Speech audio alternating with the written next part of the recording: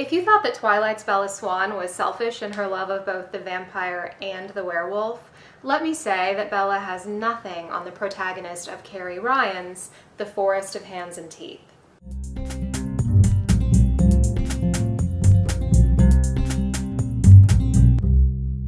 Teenage Mary lives in a small village surrounded by a large fence. This fence keeps out Walking Dead, the villagers call the unconsecrated. But Mary's obsessed with the world outside the fence, and she dreams of seeing the ocean, which she describes in loving detail starting with the first paragraph. My mother used to tell me about the ocean.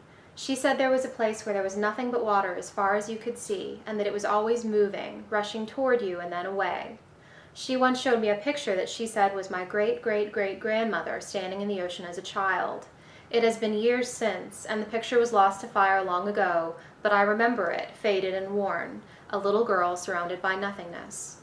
In my mother's stories, passed down from her many greats-grandmother, the ocean sounded like the wind through the trees, and men used to ride the water. This is a perfect first paragraph. So compelling. It completely pulled me into the story, and I was filled with questions. And the author has really created a beautifully crafted world, and in many ways, a pretty new take on a classic zombie story.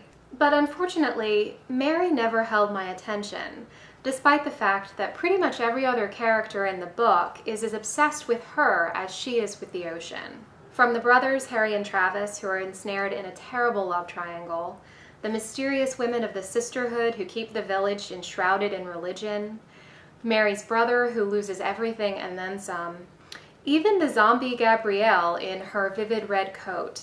On the one hand, it's great to have such a strong female character. We see her make many of the decisions for the group once they're forced to leave the village, and there's a scene with her and an axe that easily rivals any of the battles in Buffy the Vampire Slayer. But on the other hand, I just can't see spending 310 pages rooting for a character, male or female, who is so blindly and casually cruel. The more I read, the more I kept coming back to a fundamental question. If there were only a few people left in the world, and you supposedly loved them more than anything, wouldn't you be more careful with them? This book is well written, exciting, and engaging, but I can't say that I enjoyed it.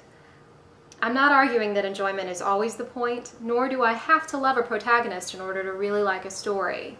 But in this case, I just don't care what happens next. I won't be buying the sequel, and to me, that says it all. Thanks for watching, and keep reading.